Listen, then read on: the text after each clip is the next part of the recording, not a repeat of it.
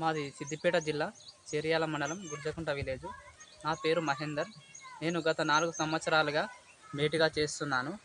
మాకు total active job cards 250. మేము work చేస్తున్నాం కానీ మాకు గవర్నమెంట్ నుంచి ఎలాంటి శాలరీ అనేది ఇవ్వడం లేదు. కావున మాకు దయచేసి గవర్నమెంట్ స్పందించి మాకు శాలరీ ఇప్పించగలరని మా యొక్క మనవి. ఇప్పుడు ఎంతమంది పనిచేస్తారు ఇక్కడ? ఇక్కడ సార్ 330 దాకా ఇస్తారు సార్. 330. మీ జాబ్ కార్డ్స్ ఎన్ని ఉన్నాయి ఇక్కడ? 250 యాక్టివ్. అంటే మీరు సమ్మర్లో ఎట్లాంటి దృష్టి మన వాళ్ళకి వసతులు ఎట్లా కల్పించారు?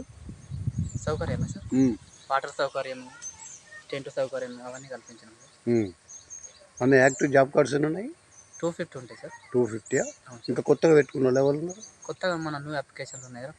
15 దాకా ఉన్నాయి సార్. ఇంకా మీకు టార్గెట్ ఎంత ఇచ్చారు? మొన్న సార్ మాకు టార్గెట్ డైలీ 200 ఇచ్చారు సార్.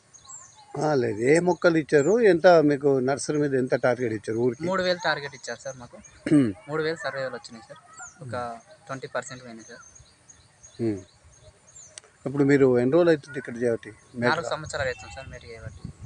అంటే మీరు ఫస్ట్ నుంచి మేట్గా చేస్తారా? ఫస్ట్ నేను అందులో వర్క్ చేసిన సార్. వర్క్ చేసి మేట్గా సీనియర్ మేట్గా చేసి నన్ను మేట్గా తీసుకుని ఊరు ప్రజలందరూ కలిసి సీనియర్ మేట్గా తీసుకోవడం జరిగింది సార్. ఉపాధి హామీ కూలీల సమక్షంలోనే తీసుకోవడం జరిగింది సార్.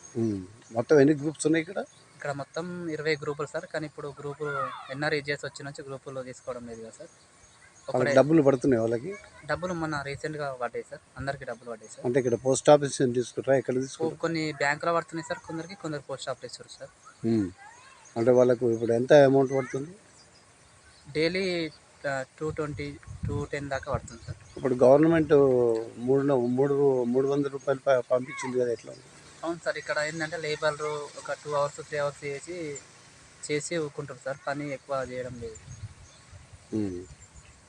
ఏ మొక్కలు పంపిణీ చేస్తున్నారు మీరు? మేమా సార్?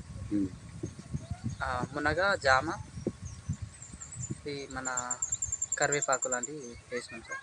ఎప్పుడు మీరు మేట్గా చేస్తున్నారు కదా, మీరు పర్మనెంట్ కావాలంటే మీరు అధికారులకు ఎప్పుడైనా చెప్పారా మీరు? మేము చెప్పినాం సార్. మా ఏపీఓ మేడం గారికి పైన అధికారులు అంటే చెప్తే వాళ్ళు ఏమన్నారంటే అక్కడ నుంచి రాలేదు, పైనుంచి వస్తే మేమే చెప్తామని చెప్పారు సార్. ఓకే. ఏంటి ఇప్పుడు మీకేంటి మీ సమస్యలు ఏంటి? మా సమస్య ఏంటంటే మేము గత 4 సంవత్సరాల నుంచి చేస్తున్నాం సార్. మాకు ఎలాంటి శాలరీ ఇవ్వడం లేదు. అలాగే మాకు మాస్టర్ పేమెంట్ కూడా పెట్రోల్ కూడా సరిపోవడం లేదు సార్.